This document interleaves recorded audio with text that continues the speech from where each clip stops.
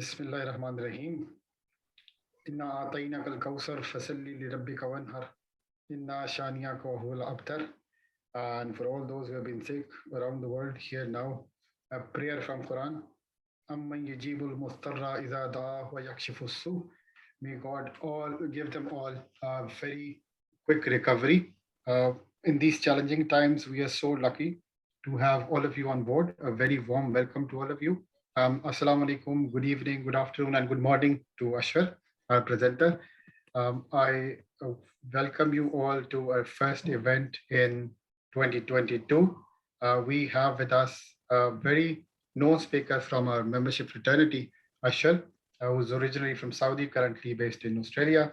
Asher is the Chief Investment Officer for a sophisticated Saudi Arabian single family office with a very well diversified financial investment portfolio in private and public equity, real estate, and venture capital, among other things.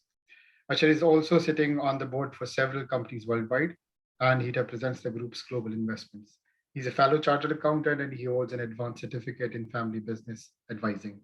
He's a former faculty board member at Family Firm Institute, Boston. He's also on the editorial board of STEP, that's the Society for Trust and Estate Practitioners Journal in UK. He has an MBA in family businesses from EDHEC Business School in France.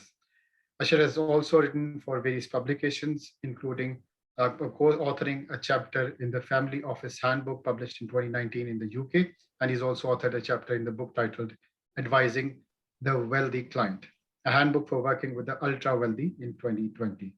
Asher has got more than 20 years of experience in Middle East, and he has worked for Bank Saudi Fransi and as a CFO for Morgan Stanley in Saudi Arabia.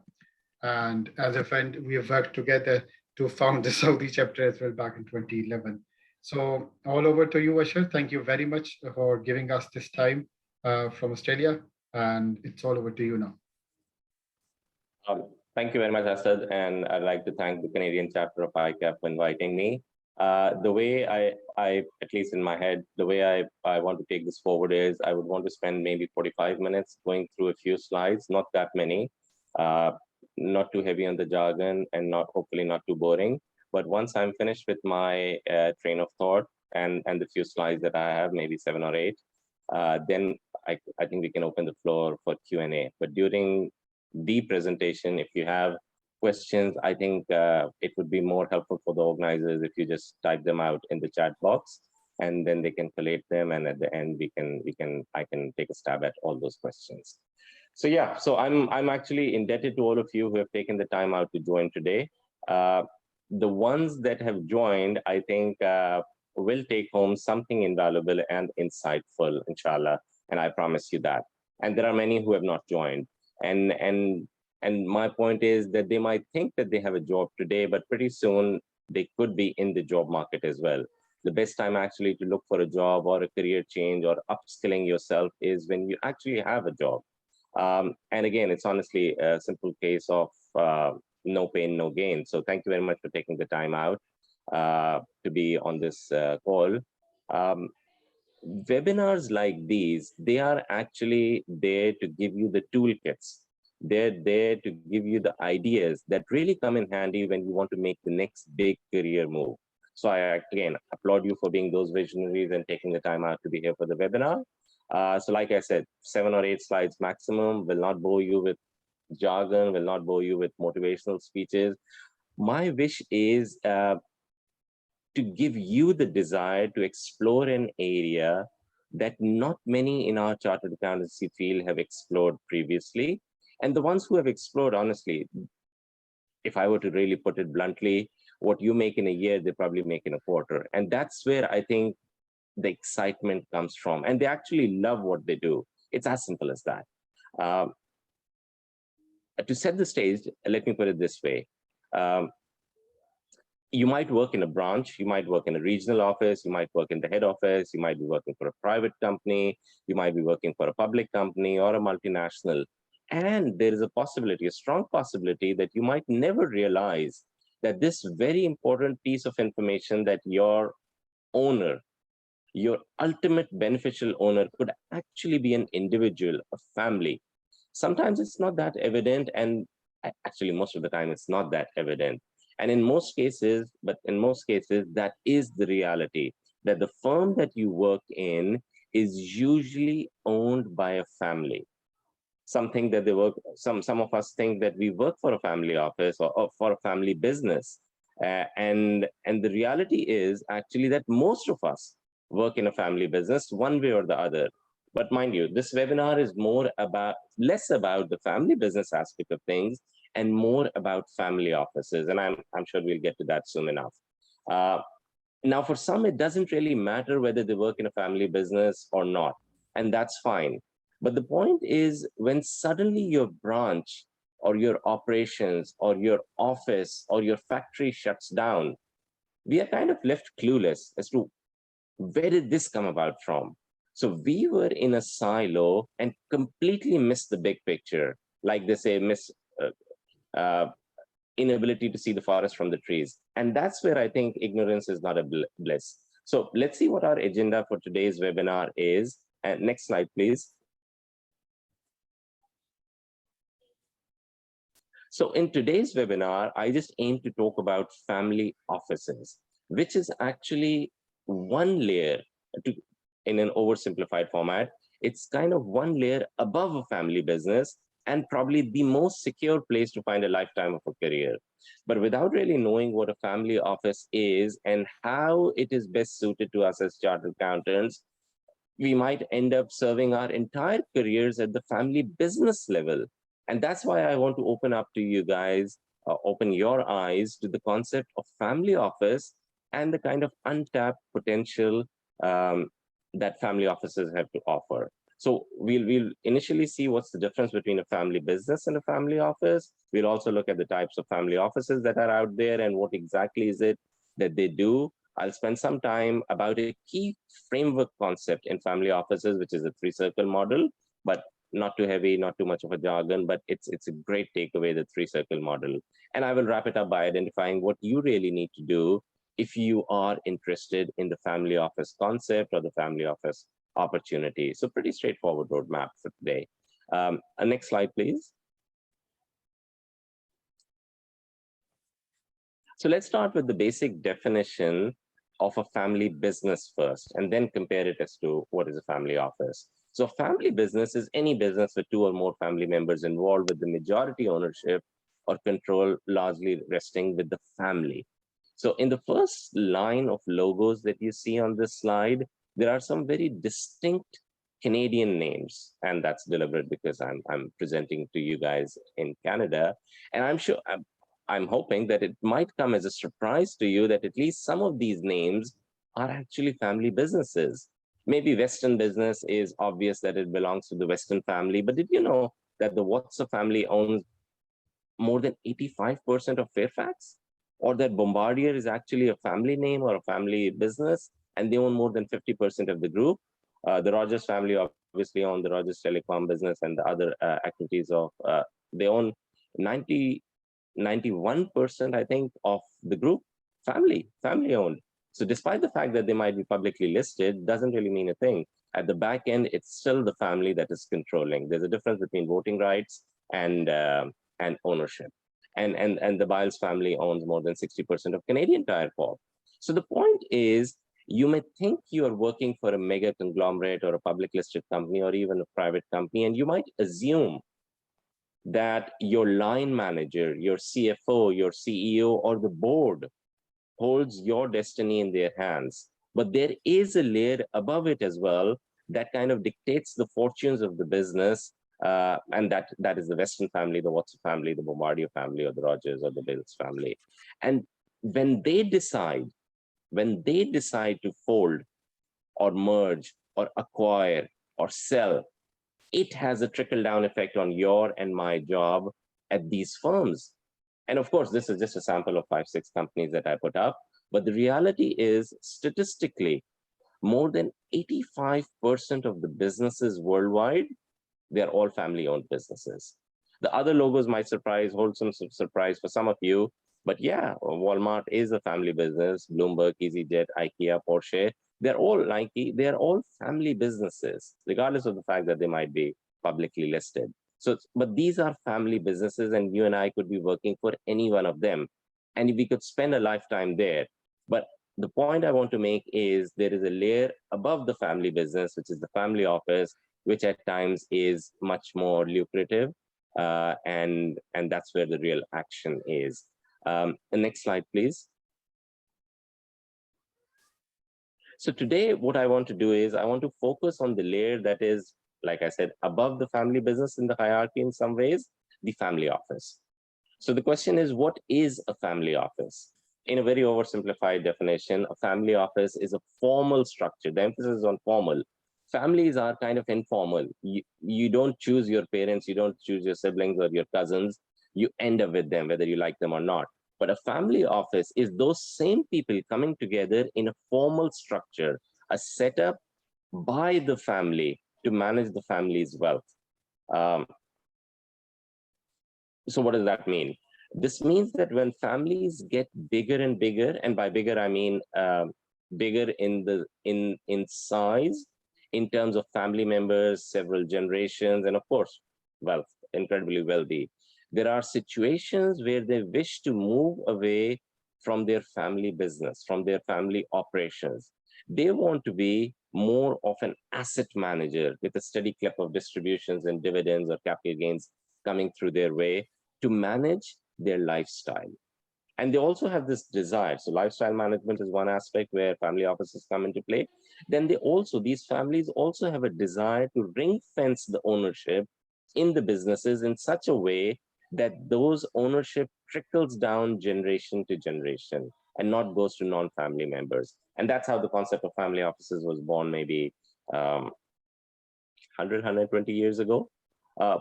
Family offices, now you'd see with these logos as well, they aren't that well known, or family offices tend to be kind of under the radar.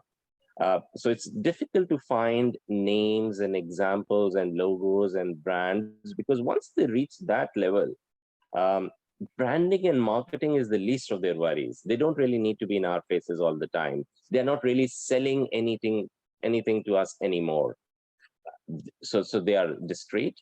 They are at times non-family names, and they operate largely, which is the interesting part, they operate largely outside the regulatory ambit, which is an additional incentive for them to stay clean for sure, but also to stay under the radar. So we'll soon discuss why set up a family office and what do family offices do. But first, let's take a look at the type of family offices that are out there.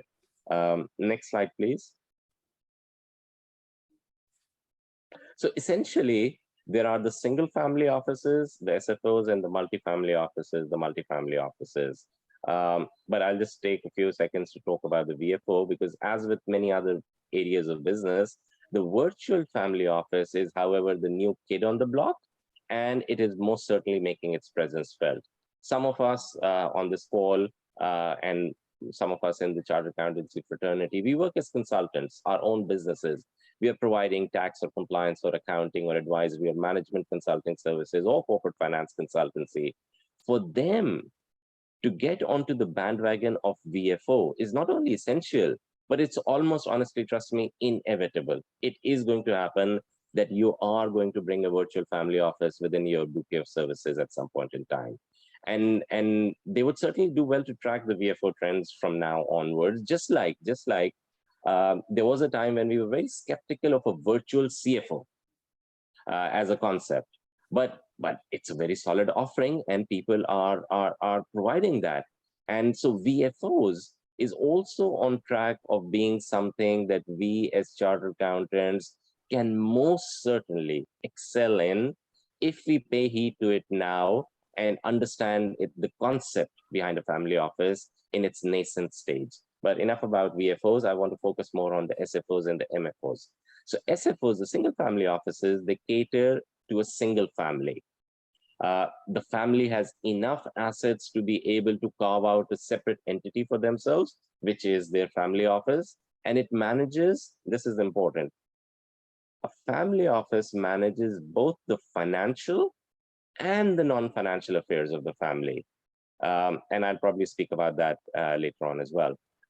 The family is usually spread between 1 or 2 generations. They could be all over the place. They could be all over the globe. But usually it's more than one generation. So it could be mom and dad and the next generation kids. So the matriarch, the patriarch, and then the siblings, the second generation. Of course, it could be a cousin consortium as well, where you have uncles and your first cousins involved in the same family business, and from there carve out money to become a family office.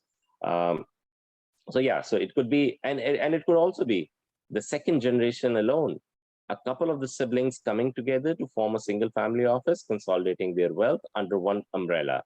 But the point is, it has to be blood relation, next of kin kind of a relationship to be able to call it a single family office. The multi-family office becomes more of a commercial venture. It is when the family gets so good at managing their family's financial and non-financial affairs in a corporate or an institutionalized or a professional manner that they believe that they can onboard other smaller families onto their own platform who are unable to do that on their own because they don't have that much wealth, they don't have that scale, or they don't have the appetite to do their own admin or risk management or family governance matters. So they kind of outsource it. So a few families can be taken under the wings of the primary family, and then that becomes a multi-family office, managing not just their own wealth, but some of their peers as well. But I'll stop at that, and I'll move on to request you to move on to the next slide, please. So, so why set up a family office? That is a question. And there are quite a few reasons. I've just jotted down maybe 5 or 6 of these reasons. I'll quickly probably spend 30 seconds each, although it's pretty self-explanatory. But the reason wealthy families set up a family office, first of all, alignment of interest. Get all the family members to focus on one thing, pool their resources together and aim for the same thing. What is that same thing? Superior returns while protecting the downside. Capital appreciation, but also capital preservation. Easier said than done, but again, alignment of interest, all family members are just focused towards wealth maximization. Potential for higher returns would probably mean pooling your financial resources. So if there is one brother who has 10 million, imagine there are 3 brothers and they all pool their resources, that's 30 million. So having that additional clout of wealth that leads to a potential for higher returns, better bargains, better deals, larger fee discounts, and access actually to better deals. Because if you can write only smaller checks, you won't be shown the bigger deals that the big boys deal in. Investment deals, that is what I mean. So yes, so for the sake of potential of higher returns, you also set up a family office. Separation of family business and wealth. This is actually the essence of a family office. Make the wealth independent of the vagaries of the family business or the family operations. Let the wealth churn itself and sustain your lifestyle or the family's lifestyle. Centralization of risk and admin, like instead of each family member having their own accountant, having their own tax advisor, and doing their own limited risk management based on whatever skills they have, it's better to kind of pool their resources as well as their back offices. So that's what centralization of risk and admin means in a single family office or even a multi-family office concept. Governance. Surprising as it may sound, but succession planning. Rules of business for family members entering into the business.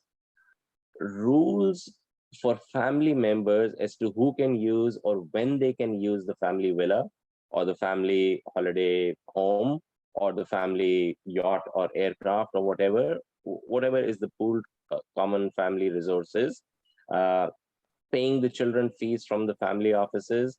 These all require some codified set of rules at the very onset.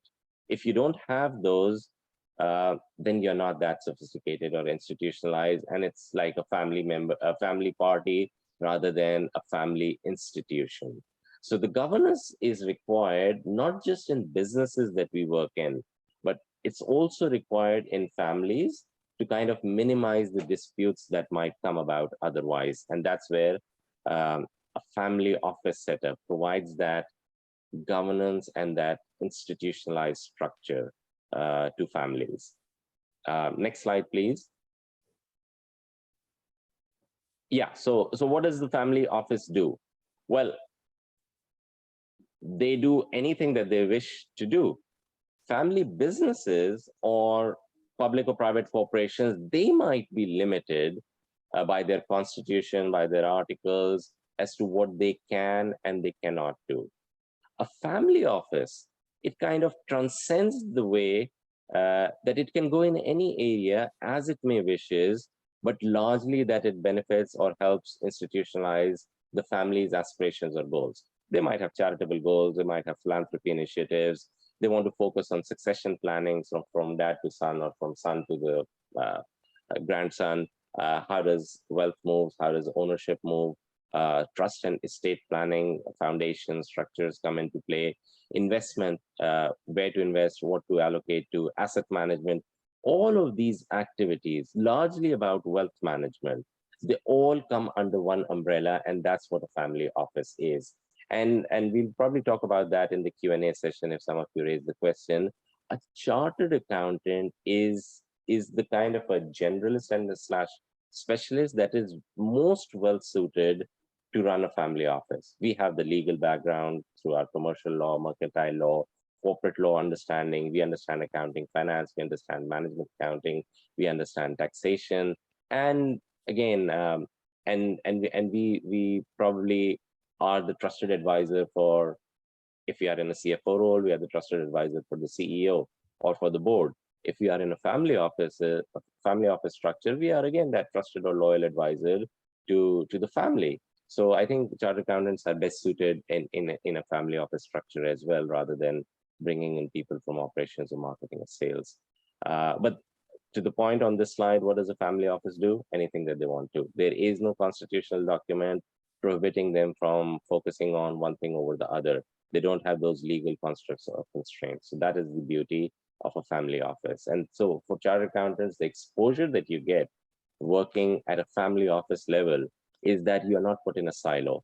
You are across the board. You're looking at everything. Yes, not everyone might be suited or might be inclined towards being a generalist, but a family office provides you the opportunity to really run a business from a very high level, rather than be deep down in the trenches and just focusing on FP&A or just one small silo within the organization. And next slide, please. Okay, so yeah, the three-circle model. So this is, I think, your takeaway slide. I think we all have very short attention spans, and we kind of forget things as soon as we hear them.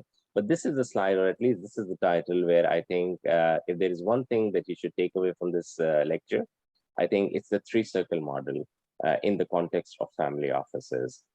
You might not remember the circles or what constitutes those circles, but as long as you remember this concept, because in a family office, the grounding, the structure, the skeleton, the base is this this framework. So where did this come about? It's a Harvard Business School output. There were two people, John Davis and Renato Tajuri. I've had the good fortune of meeting John Davis. I would like to call him my friend. We are connected. Phenomenal guy. He was a student of Renato Tajuri at HBS late 1970s is what I vaguely remember. And at that point in time, along with his professor Renato, John Davis together, they came up with this apparently very simplified and basic model, but it has stood the test of its time. And this is the base of the framework to organize your thinking around what exactly is a family office. And you would see aspects of this within your own businesses wherever you are working. So what it has is three large circles: the family members, the business members, and the owners. So, but when you count, there is this interdependence and there is interconnectedness. There might be family owners who might be just passive owners, but there might be family owners who are actually working in the family. So between family, business, and ownership, there are these 7 interest groups. They are interdependent, And you have, so these are the stakeholders, and you have to really bring all of them on board. So this framework gives you a bird's eye overview as to who your stakeholders are. Once you work in a private company, you know your stakeholders are either the regulator in some way, your customers in some way, or your board in some way, or the management. Nothing more than that. This three-circle model gives you the sense as to there might be people who are in the business but not in the family. There might be people who are in the family but not in the business, and there might be people who are in the family, in the business as employees as well. And that brings with it its own interesting dynamics as to alignment of interest in what each and every one of them wants. Not everyone wants dividends. Not everyone wants an exit. Not everyone wants to stay in the business. So this framework, the three-circle model, gives you a sense that you have to bring on board the wishes of all these 7 interdependent interest groups. So I wouldn't go into too much detail from the technical side on this, but as a takeaway, what is important is at any point in time when you're working in a family business, you would see pockets of these people within your family business or your organization. Oh, he's the son of the owner, or she's the HR manager, but she's also an owner in the business. So then you can kind of connect the dots back to this framework model. But I'll just leave this here for now, and I would probably request to move on to the next slide, please. So yeah, so this is one of those slides where I'm just going to probably not give away too much. This is, by the way, the second last slide. So we are, although there was a lot to digest, but I've kind of fast-tracked this to leave some more time for Q&A session, although I have one very interesting slide after that, which is also very relevant. If you're kind of hooked, if you are interested and you want to know more, then the next slide is where you should be paying attention. But let's just spend some time on this. So what I've done is I've put in 4 types of career trajectories that could be out there. Now, can you guess what? It's a rhetorical question. I'm not looking for an answer, but can you guess the one that is usually the case in a family office? What sort of a career trajectory do you get in a family office? And the caveat here is that not everyone is cut out for such a career trajectory. So there is no one size fits all. This is my perception of things, that it might be a smooth ride, it might be a steady ride, it might be a flat move, a lateral one. Which one is it that family offices offer? So once you are able to kind of decide or decipher or explore or stumble across that which of these charts accurately represents the career trajectory in a family office, then you can put that on yourself. Would you be happy with that? Like, for example, number 4 is a crazy roller coaster ride. Would you be happy with that? Or would you be not too amused with a relatively flat and sedentary graph number 3? Because we all have this appetite to have titles, promotions, bonuses, and a different job description every few years. So I think there is only one graph that accurately represents the career trajectory in family offices. I will not be giving away my my solution on this. Maybe in the Q&A, if you guys really push hard, then I'll probably speak a little bit more about it. It could be any one of these. It depends on which stage the family office is in, which role do you come in at. But I just feel that if you really need to generalize, there's only one career trajectory that you'll find in a family office. But for now, just leave it like this, and maybe we'll come back to it, maybe we won't, but this is just food for thought for now. Moving on to the last slide, please. Yeah. Yes, so what I've done here is I've put 2 institutions that I work very, very closely with.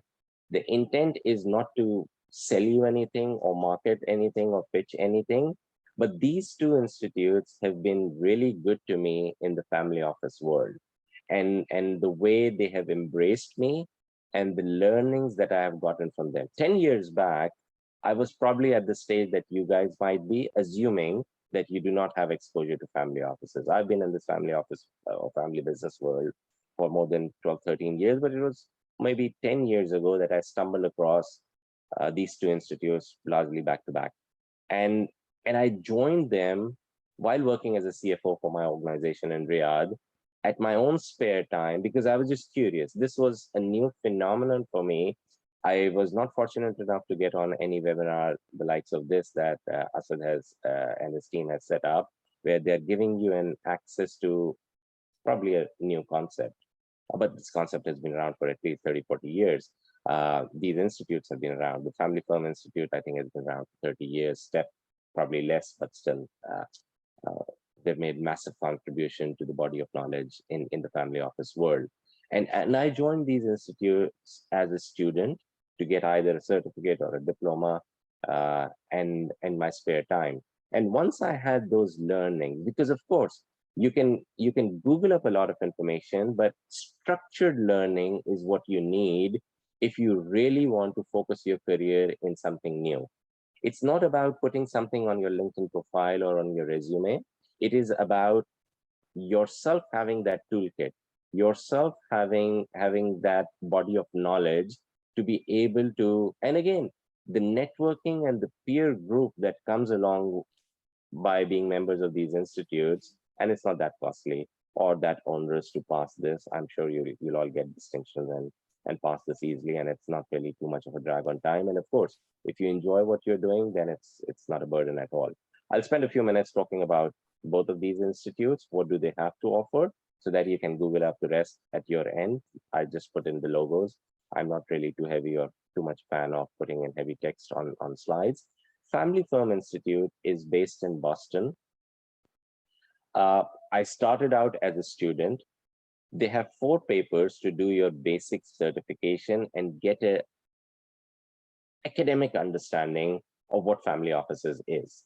So 4 papers doesn't cost that much.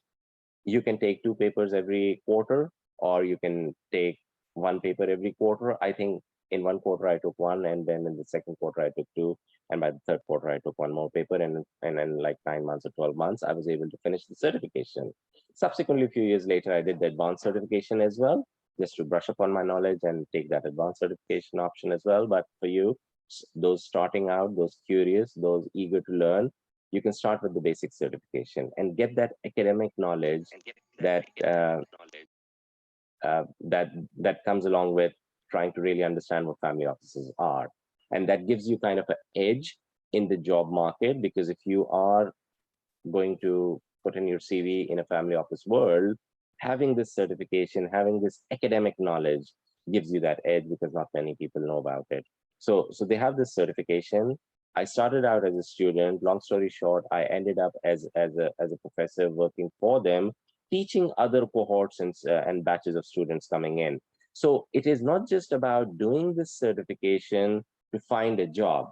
You can find a community as well. I came in as a student, ended up becoming a professor for them. I taught in Boston, and then as the world changed, then we went on to Zoom and elsewhere to a cohort of classes. And now I have students all over the world, in Finland and Australia, in Egypt, in France, and many other places.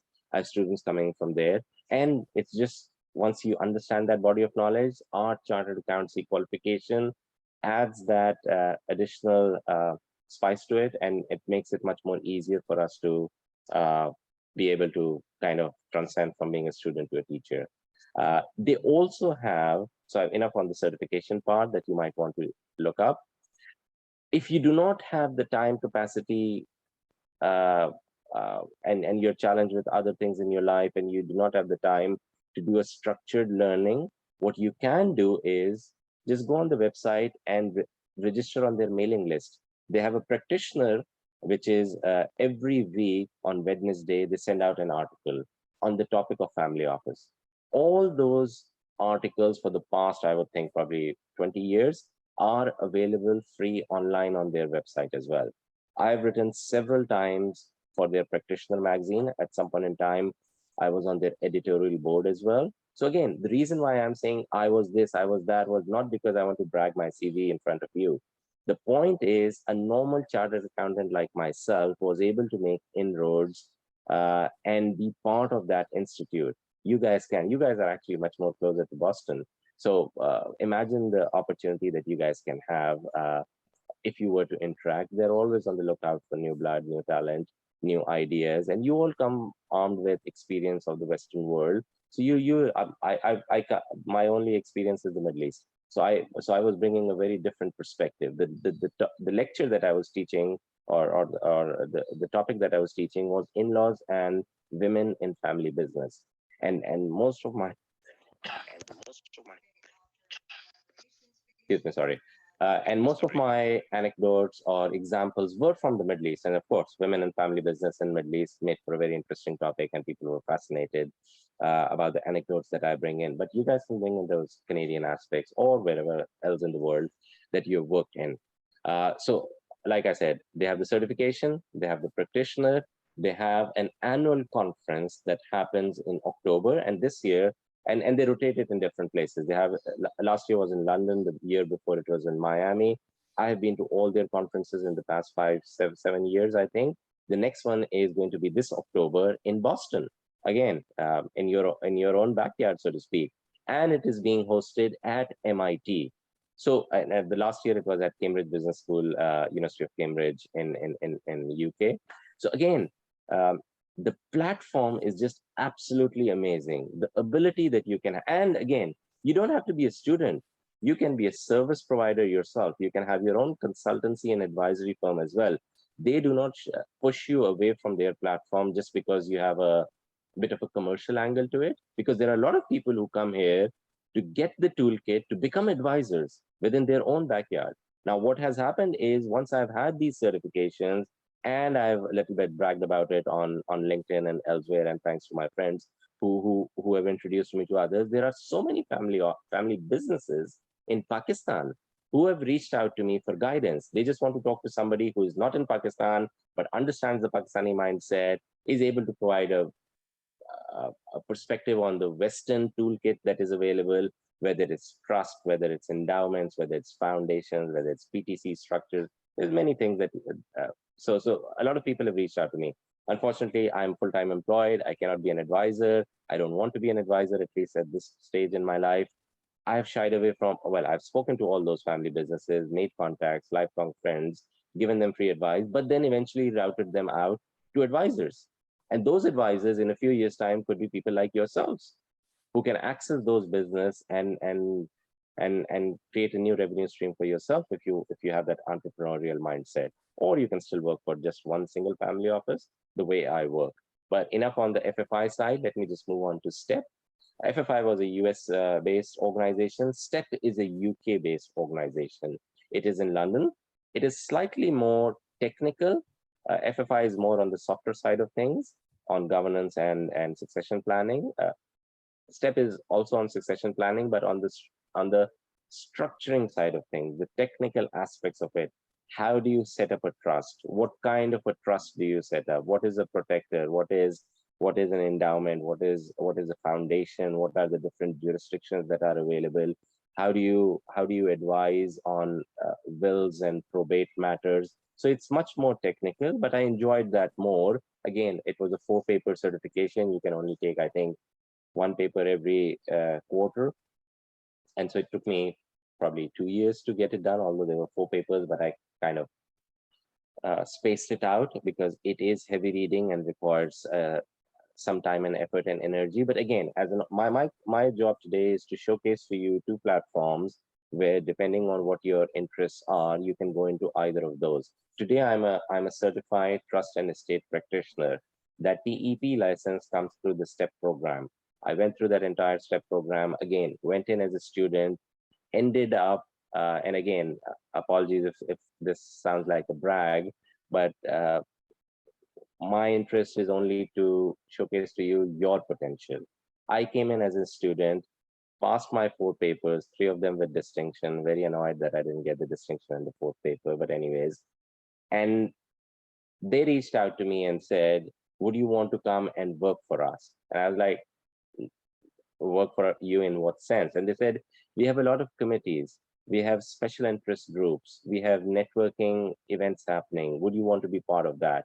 never shy enough in saying no to anything. I said yes.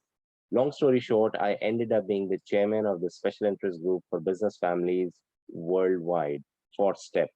And it was an elected position through a voting process, got the highest votes, got there. And so the point I want to make is, once you have that academic grounding, once you have that academic toolkit, there are so many platforms where you can really go the extra mile, and get to the board level, get to the decision making level, get to meet with your peers and those celebrities in this world, the thought leadership in the family office world, and rub shoulders with them. No rocket science, doesn't require any pre-qualification. It's open arms for everyone. So again, I'll stop at that. FFI and STEP, I think I spent most time on this slide, but I just wanted you guys to remember these two organizations. They are most welcoming. You have an opportunity to work with either of them once you decide that you want to have that academic understanding on the family office side. I think this was the last slide. The next slide is just the Q&A slide. So yeah, as promised, I've kept it to 45 minutes. Which means that you have probably up to 45 minutes. We'll have a hard stop at 7:30 your time before if we don't really get that many questions. But again, over to Asad and the rest of the team. If you guys want to shoot some Q&A my way, happy to take questions.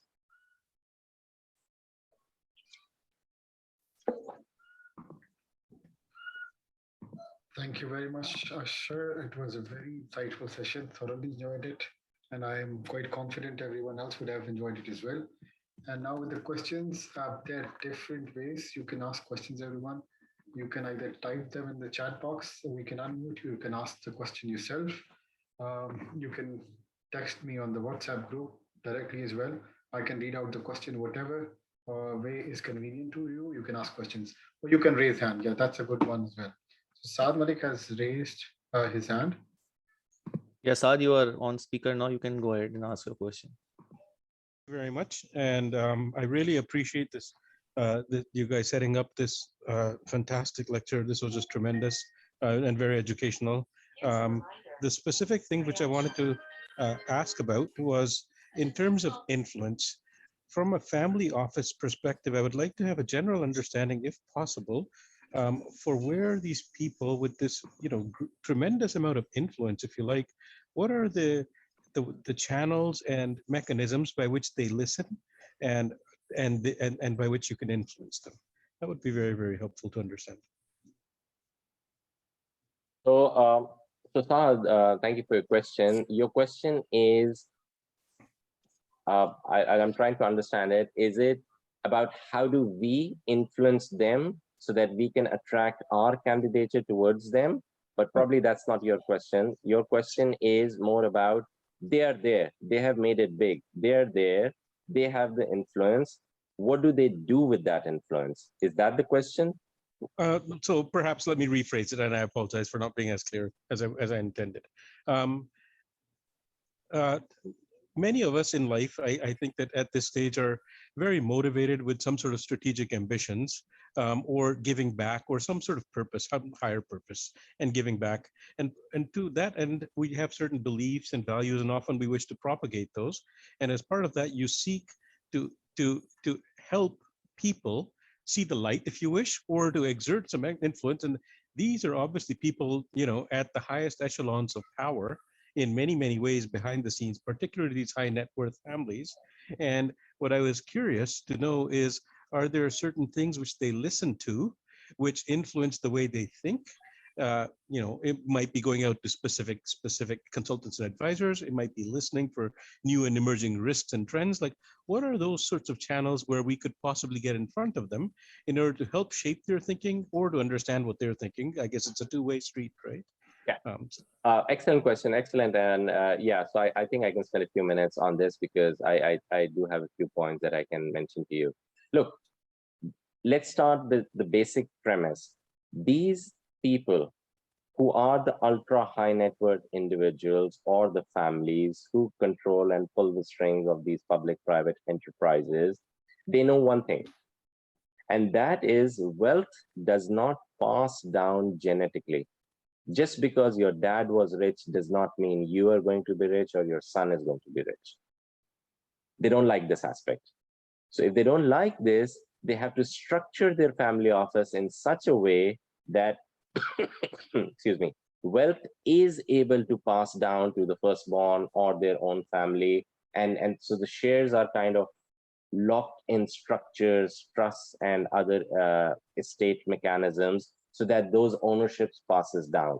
So once that is done, and they are relieved by the fact that regardless of their progeny being worthy of it or not, wealth is going to pass down to the next generation. And sometimes they do it in such a way that even when they die, they kind of rule from the grave. They are able to put structures in place that beneficiaries are not able to encash or liquidate the trust. And they are, so the next generation just becomes custodians of wealth.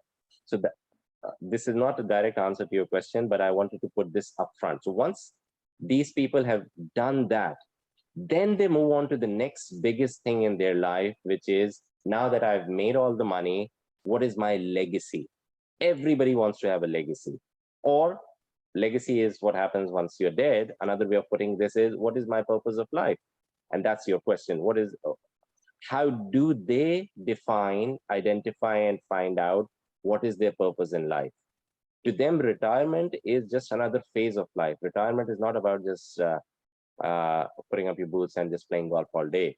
They need a purpose in life once they have an incredible amount of wealth. Where do they go to find that purpose in life? One basic thing is, it could be an inner calling.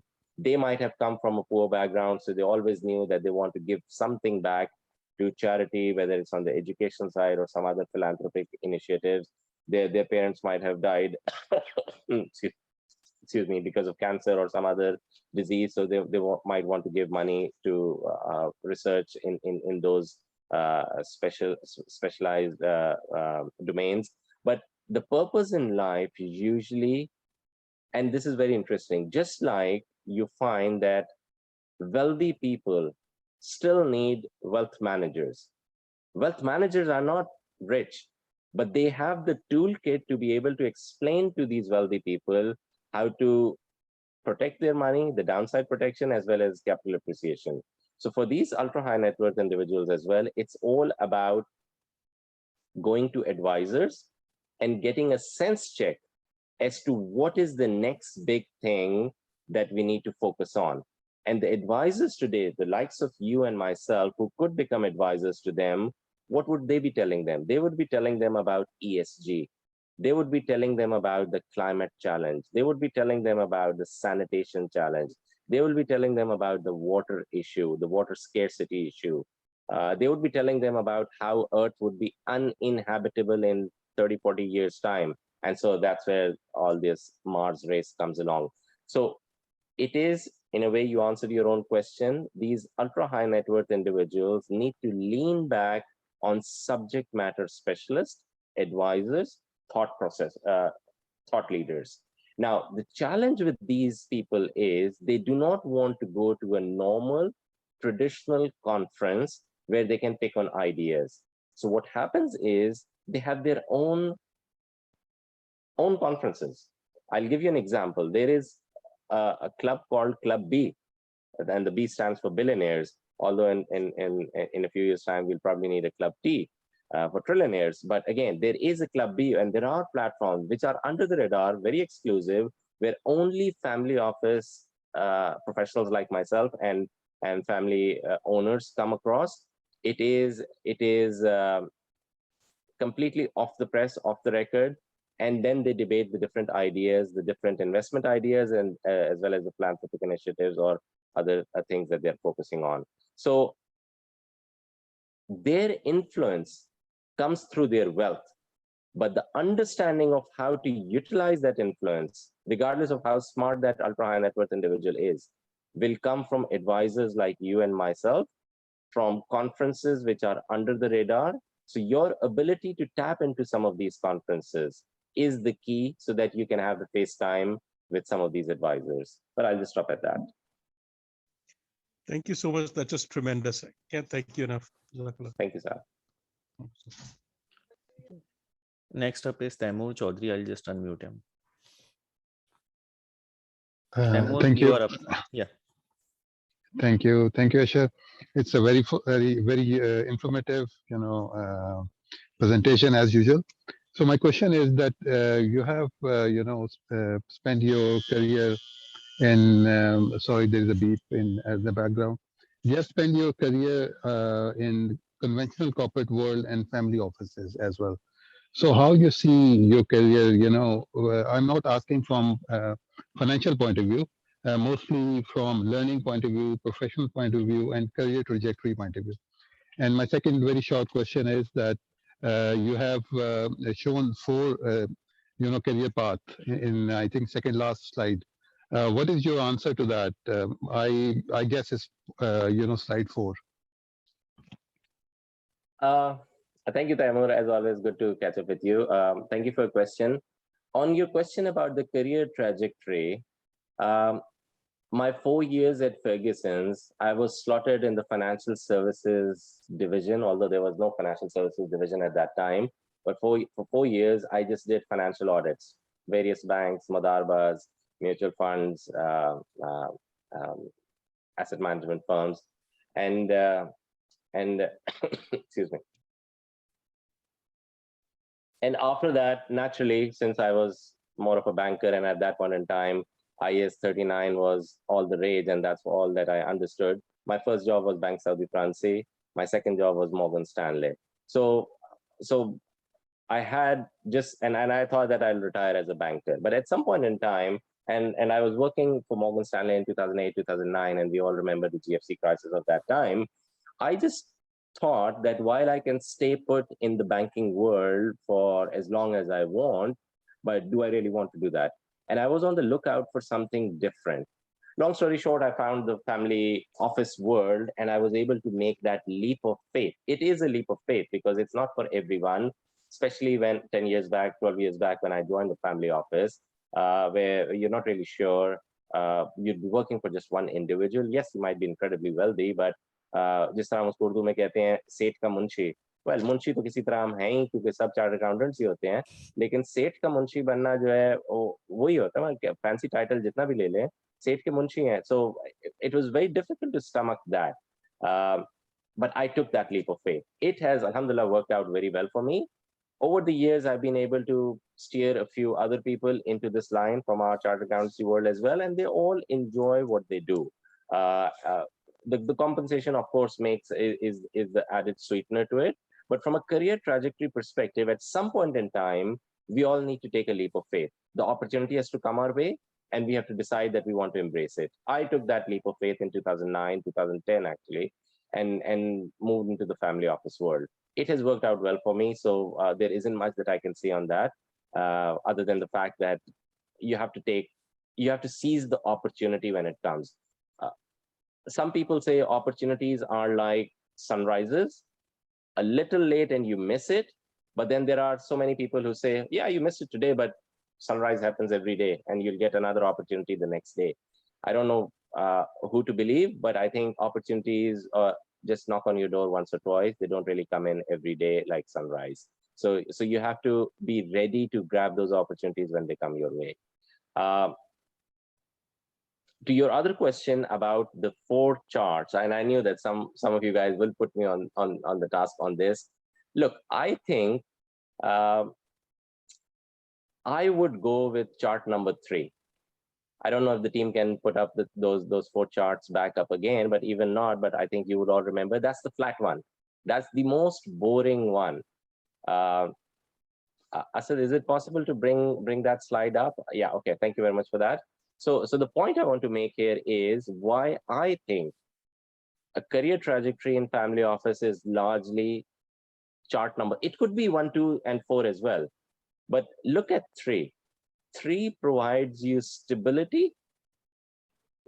It provides you a new job every day in the sense that every day you are battling something new. That's great. But in terms of promotions, those don't come about because the family is the one that is at the helm of affairs.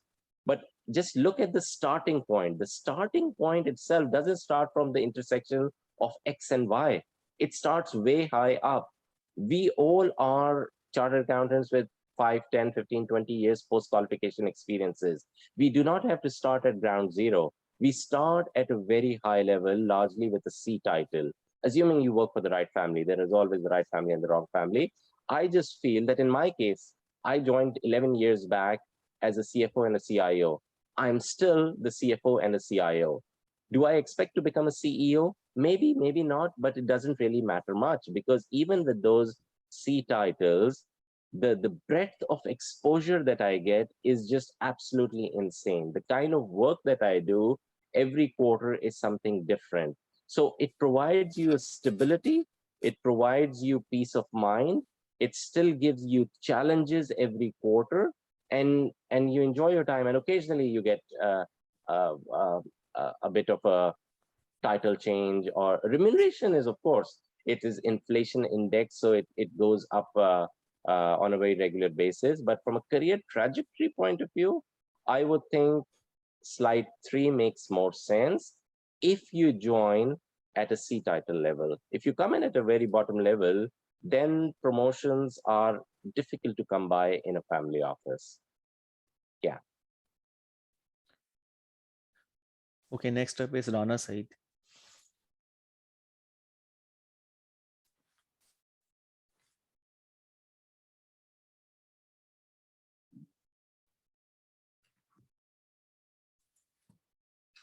As you're waiting, I'll take a question in the chat box from Javerian. Sure. He says, how would you rate the experience of working at a family office culture-wise and work-life balance? Coming from Pakistan, we're all familiar with the attitude of people who own businesses, and in Western world, we have not had close encounter with actual business owners. So wondering, how does it go then? It's a mixed bag. Some people would tell you never work in a family office, and some people will tell you that's the best place to work in. What they are mixing is the difference between family office and family business. Largely in family businesses, it's a hit or a miss, either a great experience or a terrible one. I would probably lean towards the terrible one. Terrible not because they treat you as slaves, they don't. Terrible because there is less consistency, there is more ad hocism. The boss is the owner, so then there is no question of dissent. And sometimes the strategy is based on whims and fancies of people speaking behind your back in the ears of the bosses. So family business culture at times in our part of the world could be toxic. Family offices are a new concept. It is where you're transcending a family business. You make truckloads of money in your family business. Now you want to carve out your wealth, put it in a family office, put a structure around it, put governance around it. In a family business, the mom thinks she can be the HR manager, the dad thinks he can be the he's the CEO, the son thinks he can be the chief operating officer, the daughter, the other sibling, the cousin, they all think that they can be, like in the Middle East, we say mudir, they can be the managers and they can run the show. So their interest in hiring technical specialized professionals like us at times you might find that wanting. In a family office, it is completely different. So this is where the challenge is, finding a family office that is a family office and not something that is blurring the line between family office and family business. I've spent enough time explaining the difference between the two. So while the lady's question was about family business, I think it is important to understand that family business is a hit or a miss. Family office usually is relatively benign. And if you come in at a senior level, you are both compensated very well, and your job description is extremely exciting. Thank you, Asher. Next up is Khizar Kapadia. Thanks. Asher, first of all, thanks for this session. Very helpful. So I just wanted to get more of your experience around, I've worked in the Middle East and have interacted with a few family offices coming from an investment firm. But so what I always saw was, well, there would be governance in family offices. There would be obviously professionals working, but at the end of the day, I saw a lot of disenfranchisement within the teams over there, because there would always be an element of override by the owners at the end of the day. Now, I don't know, obviously my experience with family offices are rather limited. So maybe you have a different experience in the Middle East. And particularly, I don't have any experience with the family offices in the West. So if you can shed some light on that. Look, I'm not here to sugarcoat and sell you that family offices are paradise. That is not necessarily the reality. What I'm saying is family offices is a much better place to be in than just working without really knowing where you're working. Because in all cases, in most cases, like I said, statistically, 85% of the time, we'd be working in a family business. So family business, yeah, you might be working in a great family business or a terrible one. Or you might be looking to make a move and you might end up in another family business. What I'm saying is family office is the hierarchy above that. If you can tap into that, that's great. But even within family offices, since it's a relatively, although it's been around for 100 years, it is a nascent concept. And what is happening is the owners of family offices, not every family has absolute harmony. Not every family, even at a family office level, has incredible wealth that they can just put on an autopilot. They still need to manage it. And sometimes the people who are managing it are relatively young. They are not 80 years old, they are in their 50s. So they still have a lot of gas in their tank and they would want to tweak it one way or the other. So there is an element of risk where in a family office, it is still run like a family business. That is always possible. To focus on the point about override, where you mentioned that you could be vetoed.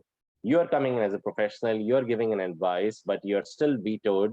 That's absolutely fine. This is the difference I think we need to have working in a family office, where we need to understand that we have a voice, but do we have the veto? No, we are still serving a family. You might want to go and tell them that this is not the right manager to allocate with, this is not the right geography to allocate to, this is not the kind of venture that we should be doing. And they would still go ahead. You might tell them the economics doesn't make sense, the financials don't make sense, and they might still go ahead. It is not about you being overridden or a veto taking place. What happens in a family office, in an ideal family office, is there is always an independent board. There are independent members in. There should be a debate as to where to allocate, when to allocate, how to allocate. If that process is being followed, whether they agree with your suggestion or not is immaterial. You did your bit. Your neck is not on the line if the money goes up in smoke.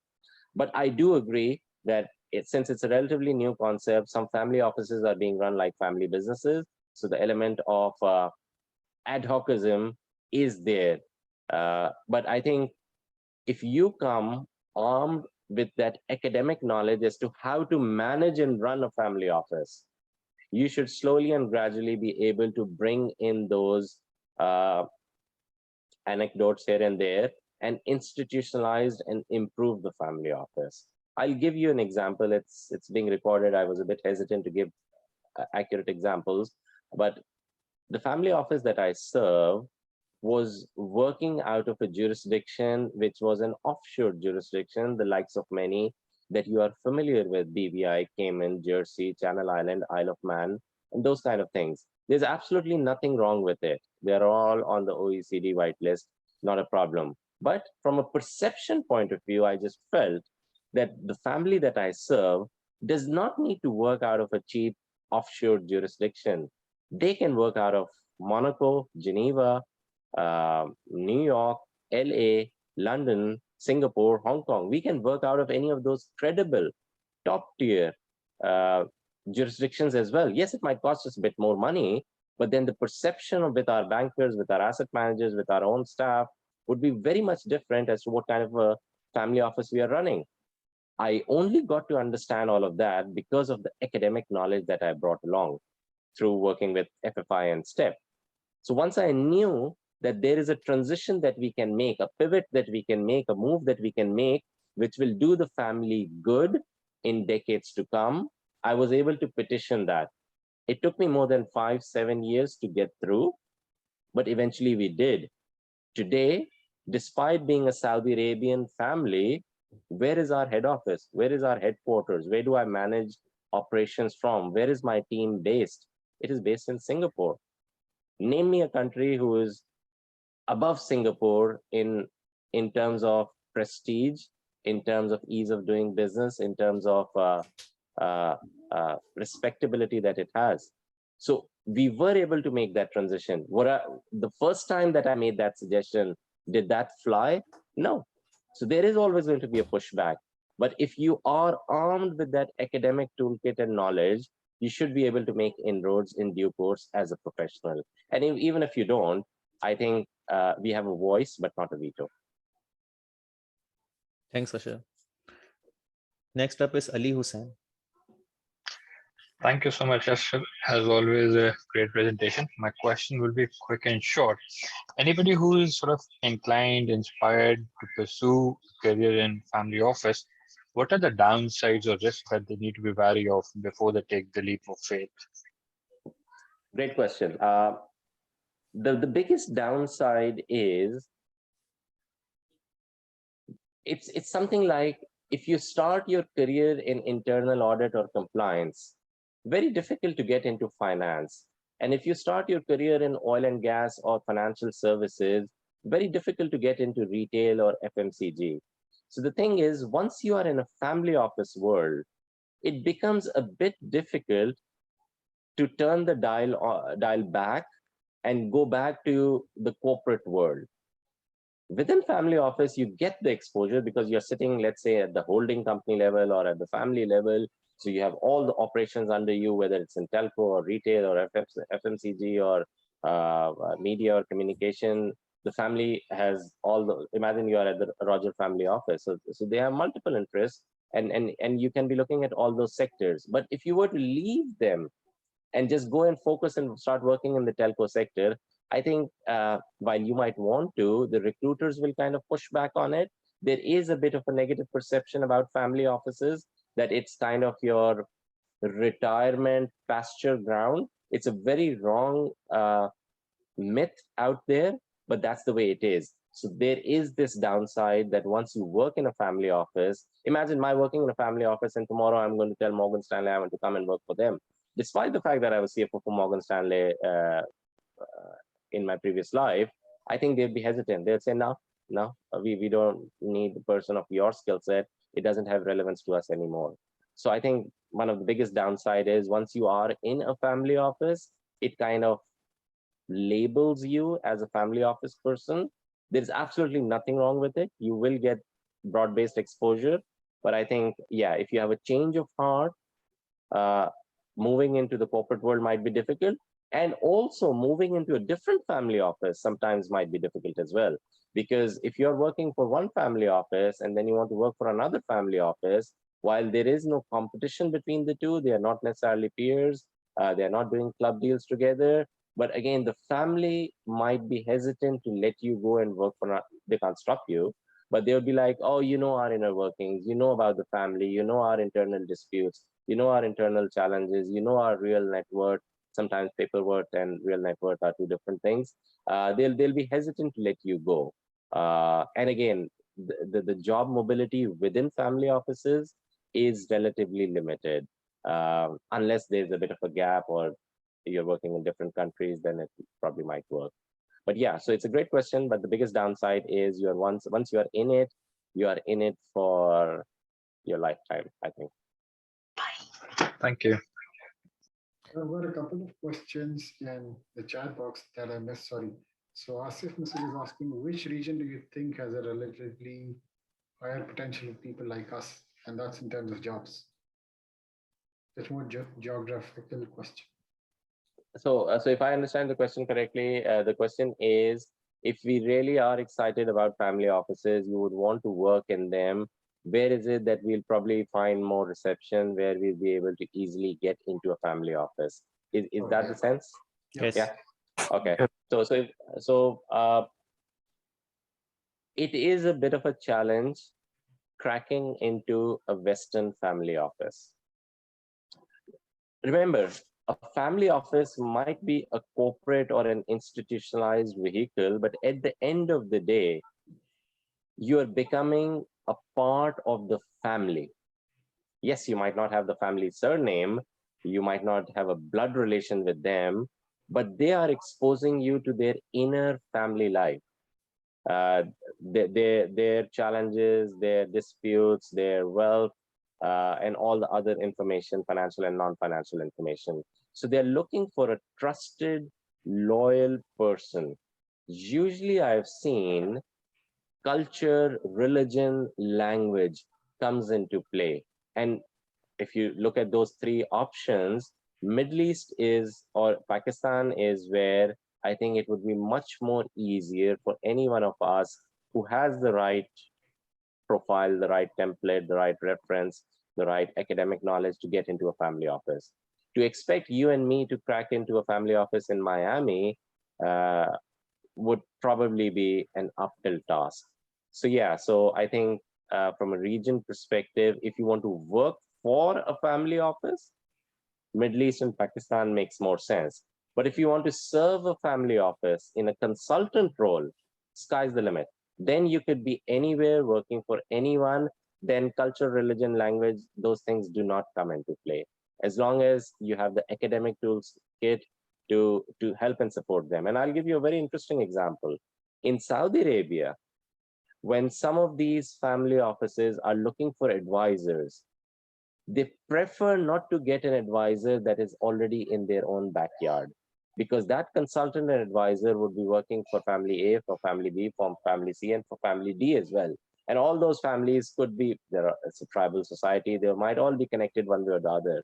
They actually prefer, so what I've seen is Saudi Arabian families hiring Spanish advisors of people from Spain, real life example, hiring from Minnesota of all the places in the world, hiring from Canada for family offices in Riyadh, advisors, because at the end, if you're looking for technical, structured academic advice, it can come from anywhere, nationality, religion, language doesn't really matter. So yeah, I think I've taken a stab at this from both sides. If you're serving a family office, geography doesn't matter. If you want to work in a family office, I think for the likes of us, assuming that most of us are from the Indo-Pak region and Middle East, then that's the region that we can serve better. Thank you very much. I see a question from Zahra, and that's firstly, she's thanking you for sharing your thoughts and energy. And then, apart from being a CA and FFI and STEP education piece, what sort of skills do we need specifically for this career? And how do I know this is the path for me? Excuse me. Great question. I think on the skill side, let's just put this in different buckets. You need the technical skills or the academic skills, as I keep on saying, because it's the academic toolkit that we need to really understand what a family office means so that you can give more technical advice. So that bucket of technical and academic, which can come through FFI, STEP, and many other conferences and platforms and education and books and webinars, that is one component that you need to have. The other skill or the other bucket or the other component that you need to have is you need to be a bit of a psychologist, somebody who understands human behavior, somebody who's willing to interact with humans, not in a client-facing role, but as working for a family that has a mom and a dad and a excuse me, a son or the third generation coming into play, and just working with them. So sometimes you're very hesitant to talk to our own parents about, do you have a will? What is your succession plan? What is going to happen to our DHA or Bahriya plot? It is, Dad, it's in your name, but God forbid if something happens to you, what is the process? We are very shy to have these conversations with our own people. Fair enough, but you should not necessarily be shy to bring up these topics. So if you have a shy disposition, you do not want to talk about death, you do not want to talk about succession planning, you do not want to talk about the future and be kind of OCD about it and organize. If you do not have that passion to try and smoothen the future curveballs that come your way, you probably do not have the skill set to work in a family office. But some of us like to be very fastidious about it. We write down all our passwords for our spouse. We have backups of everything. So those soft skills, that human interaction, the ability to talk about painful things like death, if you are able to overcome that, and you have that, you can see human behavior, understand that, not be too judgmental about it, because every family has their own skeletons, every family has their own challenges, and you're willing to work through those hoops. That is the skill set that is required in a family office. Now, you would think, what has a chartered accountant got to do with that? Chartered accountant is just about numbers, tallying them, reconciling them, looking at regulations, and ticking the box. Yes, that is our technical skill set aspect. But I think a lot of chartered accountants have a much well-rounded view of the business operations. They can look at articles of association, memorandums, other CRs, and other documents, and try and understand where the gaps are. They can give more advice, even from a softer aspect. Just like I mentioned, we moved from BVI to Singapore. That is more on the softer side, because it is a more of a perception thing than a technical thing. The technical advisors will set it up. You don't have to worry about it. But for your ability to kind of do a crystal ball gazing, look into the future, those kind of skills, if you have them or you're willing to hone them, I think are necessarily required. And one last thing, it is an absolute ability to be loyal and discreet. So you don't go on social media and post things about the family that you serve. And you don't have to discuss it with your family as well. So if you can keep a lid on some of those things, sometimes we have an urge to discuss all of those things. Family offices look for people who can contain those things, put a lid on it, be loyal, be trustworthy. So those are the skills, and you would appreciate I'm talking about soft skills. And again, communication is a no-brainer, that needs to be there as well. The soft skills aspect, if they are there, then you would be a worthy candidate in a family office. Thanks, Asher. Thank you. Got a couple of raised hands. Rana Saitha, are you there now? Sorry, I couldn't hear you. Hi. Yeah, Rana Okay. Said, you can go ahead. Go ahead. Yeah, Ji, Rana hi. Saab. Ji, please go ahead. Asher, how are you? I have pleasure Alhamdulillah. meeting you and knowing you. I'm very proud of the impact you have made in this very, I would say, niche kind of consultancy, you know. And I have fortune or misery of working some of the family offices in the Middle East. And with or without family office, you know that only 1 out of 5 family businesses survive to the second generation. Okay, so although in your previous answer you have said a little bit about how you can make these family owners listen to you, because they are too, they have a lot of conviction about themselves, because they have made big as a founder in the first generation. They have made big money and everything, so they know that all their decisions were correct, and they know which no one else knows. So what is the the secret of making them listen to you? I think that's a great question, and this builds on what Saad Malik had initially asked as well. Because, and again, what I had said earlier was, look, the guy is a billionaire. You and I are not a billionaire, and here we are coming in trying to tell him how to save money, make money, manage money. It is because if we have all that toolkit, why didn't we go ahead and become billionaires ourselves? So that is a perception that that some ultra high net worth individuals or family offices, they harbor that feeling that they know everything and they don't really need advice. But the thing, and again, Saad put it brilliantly, is about they might have aspirations, they might have beliefs and values, and they would want to influence their own legacy. How do they go about doing it? The only answer is humility. At some point in time, they have to realize they have to go to a subject matter expert. To get to a subject matter expert, you have to go to an advisor. That is why what you see, the big 4 in the Middle East, at least I can tell you, they've all now set up a family business advisory vertical. Business is booming like anything. Do you really think that those ultra high net worth individuals need those big 4s? No. What happens is it's a two-way street.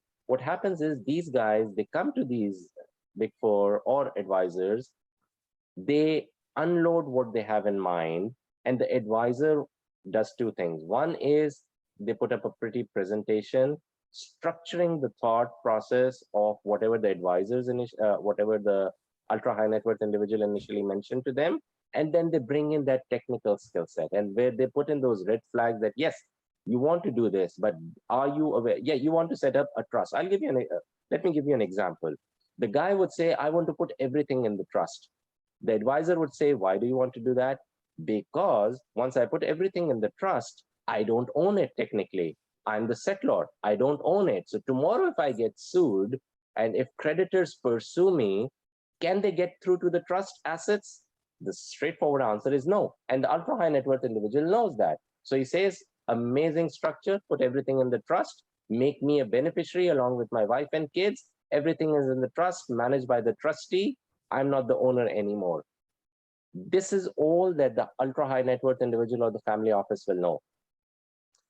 The advisor would come in, once he understands what's going on, it'd say, yes, you're doing everything by the book. What you're missing out on is you're calling it I'm sorry, I'm getting into a bit of technical things, but it will give you the gist of things. You're setting up a trust. You're calling it an irrevocable trust. It is not irrevocable. It is revocable. How so? Well, because in your letter of wishes, the way that you set it up, you have put in conditions, and any condition to a trustee makes the trust, I'm oversimplifying it, any condition to a trustee makes it revocable. And revocable means you technically own this because you are directing the assets in that trust. So what does that mean? That means the creditors can sue the trust and recover their proceeds. Now, these are the advice, the technical aspect of things that only a trusted advisor can provide them. So despite the owners being wealthy, being super arrogant at times, they still need the advisors. They still need these conferences. They need these platforms to bounce off ideas. So I understand that you would have worked with many family offices in the region who would have a very clear view as to what needs to be done, and they would dictate the likes of you and me as to go ahead and execute it. Our job is, once we have that technical skill set or the academic knowledge from FFI and STEP, to provide those red flags to them that why this will not work or how to better this. And that's where I think it's an arbitrage, a play between the ultra high net worth individuals and the advisors, that they have to coexist. And last point where you mentioned about family businesses not surviving, the maxim that goes about is shirt sleeves to shirt sleeves in 3 generations. And like I said, wealth does not pass down genetically. So wealth could be there, but there is no guarantee that Bezos' son or Musk's son or daughter will be equally wealthy or equally successful. So that's where advisors come into play, who can provide, guide, steer based on their technical and academic knowledge. Whether they accept that guidance or not is up to them. Yeah. Okay. Asher, we have another question from the chat box from Syed Jamal Magdi Saab, like how to encourage a family business to transition towards a family office model. Great question. The need will arise. So if the family business is in the first generation, 2 brothers set up the business or mom and dad set up the business, they will probably not have the need, necessity, or the desire to think about a family office. But once the second generation or the third generation comes into play, and they are geographically dispersed, and some of those second or third generation or fourth generation have zero interest in the business, they want to go ahead and do their own things, and they're like, just sell my shares or give me my money and I want to do my own thing. It is at that point in time where the demand, the desire, the understanding of a family business, family office comes through. And at that point in time, advisors step in and say, there are these ways where you can institutionalize the process, move from operations, make an asset management vehicle, park your wealth in a family office, have it managed in a professional manner. And so to answer your question, it is something that happens when the need arises, and the need arises usually with the second or the third generation onwards. With the first generation, they are so busy building the wealth, that they don't have the desire or the need to have a family office, and which is absolutely fine. One last question. I know we've got only a couple of minutes left. Khizr has his hand up. Do we have Khizr still in? Can I ask you to Sorry, I already asked the question. I forgot to lower the hand. So I think we're done with all the questions, unless there's something I'm missing, said. I just wanted to add something of my own and put it forward to Asher. Like you mentioned that there's an inner sanctum. They want to be secretive. They are not trustworthy of people who are coming from other family models also. So how would one actually research like what actually he is jumping into? Actually speaking, it will be a leap of faith for every single person who wants to move into this career choice. So I'm not sure if there's a question in there, but as an observation, you are absolutely fine. And like I said, it is a leap of faith. Once you are going into a family office, you would not necessarily know. Yes, in an interview, you can ask, why did you set up the family office? What is your aspiration? Where do you want this family office to be 5-10 years from now? But again, they'll probably not have the answers. They'll just give you the usual sales pitch.